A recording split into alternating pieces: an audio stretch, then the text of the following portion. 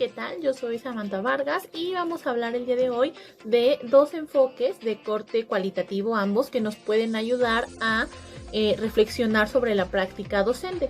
¿Sale? Pero antes de empezar con estos enfoques, vale la pena mencionar que es visto desde una perspectiva socioconstructivista.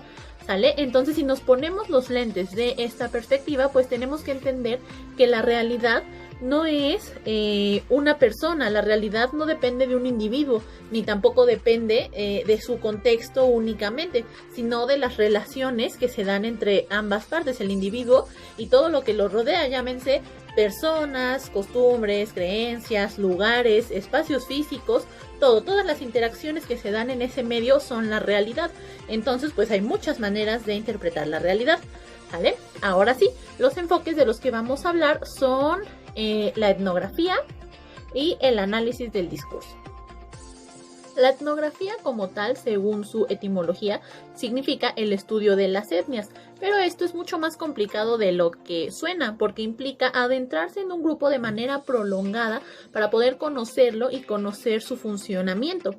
Y esto, bueno, se dice que la etnografía es holística y empática. Empática, ¿por qué? Porque solo estando en el lugar de las personas a las que queremos conocer o de la cultura a la que queremos conocer es que vamos a poder entenderla. Si intentamos verlo desde afuera, pues sería una visión diferente. Entonces, solo adentrándonos y poniéndonos en sus zapatos y entendiendo todo lo que sucede a su alrededor, es que vamos a poder entenderlo de mejor manera. Para poder realizar una investigación con enfoque etnográfico es necesario que hagamos un plan de trabajo flexible, ya que como lo mencionábamos anteriormente, la realidad es diversa. Entonces, pues tenemos que poder adaptarnos a cualquier imprevisto que pudiera surgir. También es importante mencionar que algunas de las técnicas que se utilizan en investigación etnográfica son la observación, muy importante, yo diría la principal de este enfoque, la descripción densa. Tenemos que fijarnos en todos los detalles y no dejar pasar nada, porque a final de cuentas, pues esa descripción densa es la que nos va a poder ayudar a analizar e interpretar. Y el más interesante, a mi punto de vista, es la observación participante, que es, pues tú ya eres parte de ese grupo, entonces puedes empezar a participar en sus dinámicas y de esa manera ir comprendiendo mejor. Tú participas, pero pues estás al pendiente o estás todo el tiempo analizando lo que está sucediendo alrededor. Esa es la observación participante, pero una cuestión importante de este tipo de observación es que tú puedes participar en la medida que el contexto en el que estás inmerso te lo permite. Porque si se participa de más, entonces estás alterando el contexto que quieres observar y ese no es el punto. Debes de hacerlo de la manera más objetiva. Por eso solo hay que participar en la medida en la que te sea permitido, ¿sale? Y bueno, después de esto pasamos a la siguiente parte, que es cuándo podemos utilizar una metodología etnográfica. Y bueno, la podemos utilizar cuando nuestro propósito es conocer de manera profunda la forma de actuar de un grupo determinado, o sus formas de pensar, o sus formas de convivir, o cualquier cosa sobre un grupo determinado. Ahí es donde podemos utilizar este enfoque. Un ejemplo de esto, bueno, yo comparto mi experiencia personal. Recientemente hubo un programa para docentes llamado Promoción Horizontal, en el que varios docentes participaron para obtener un incentivo. Este incentivo se les va a dar a los docentes que puedan demostrar que tienen una mejor práctica, una práctica más funcional. Pero, ¿cómo se midió esto? ¿Cómo se hace esto? Pues se hizo a través de un examen de opción múltiple. Y bueno, muchos pensamos, eso no es válido, porque ¿qué tan capaz es un examen de opción múltiple de mostrar cómo es mi práctica docente? Entonces es aquí donde pudo haber entrado un estudio etnográfico o una evaluación con un enfoque etnográfico. No sé, a lo mejor que se hubieran mandado observadores para ver la práctica de los docentes con ciertos parámetros y ya de ahí pues determinar qué tan buena o mala o algo más, ¿no? Porque un examen de opción múltiple pues no aplicaba aquí.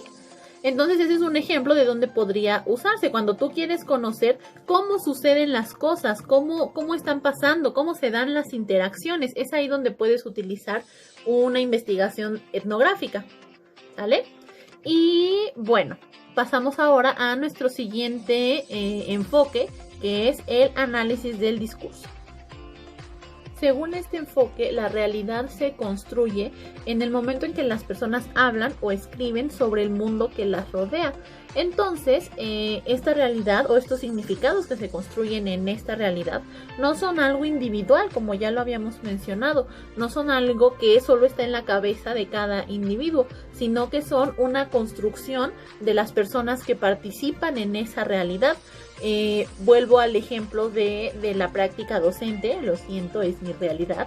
El discurso que da el maestro al momento de enseñar no es algo que tiene significado porque él así lo quiso, porque él así lo pensó en su cabeza, sino que este significado se adquiere al momento que se comparte con los otros y los otros, en este sentido, tanto los docentes como los alumnos forman parte de un mismo contexto intermental e intrasubjetivo que es definido, es creado y es asumido por ellos, que son parte de ese proceso comunicativo. Y bueno, en el análisis del discurso, lo que debemos buscar siempre es, a partir, como su nombre lo dice, del análisis de un discurso ya sea hablado o escrito, buscar patrones de variabilidad y patrones de consistencia en ese discurso que nos lleven a poder entender cuál es su función y cuáles son las consecuencias de dicho discurso. Y aquí cito, las referencias bibliográficas están en la descripción. La variabilidad hace referencia a cómo mismas acciones, eventos o creencias son descritos mediante el discurso en distintas circunstancias de modos distintos. Por ello, la consistencia no tiene relación con la descripción de un mundo coherente, sino más bien con el ajuste de los discursos a diferentes contextos. Es decir, el habla puede dar cuenta de un mismo objeto de modos diversos, que es la variabilidad, y construyéndolo distintamente según la circunstancia. Y estamos hablando de la consistencia, que es lo que debemos buscar siempre que analicemos un discurso. Ahora la pregunta es, ¿cuándo podemos utilizar un análisis de discurso? Pues creo que es sencillo, pues cuando tenemos un discurso de por medio que es el que necesitamos conocer o el que necesitamos interpretar.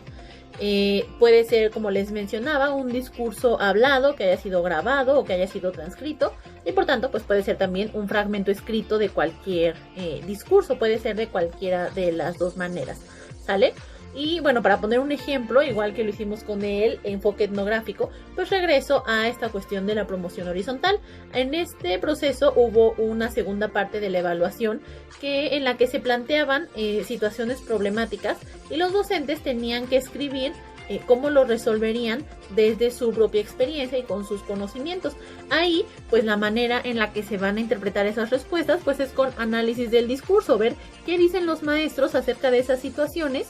Y pues buscar ahí los patrones que comentábamos hace rato, ¿no? A lo mejor buscar que en esa respuesta estén utilizando los pilares o los, ¿cómo llamarlos?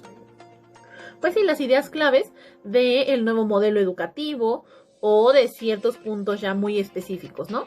Entonces ahí se utilizó esta cuestión de análisis del discurso, que a mi parecer, pues una muy buena manera de hacer investigación es que el análisis del discurso se encuentre inmerso en una investigación etnográfica para que ambos puedan complementarse de la mejor manera.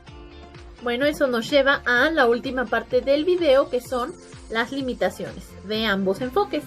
Empezamos con una limitación del enfoque etnográfico, que es los costos. Porque si tú tienes que estar inmerso en un contexto durante un tiempo prolongado o tienes que estarte transportando a ese contexto, pues implica más gasto y eso es una limitación. Otra limitación de este enfoque son los etnocentrismos.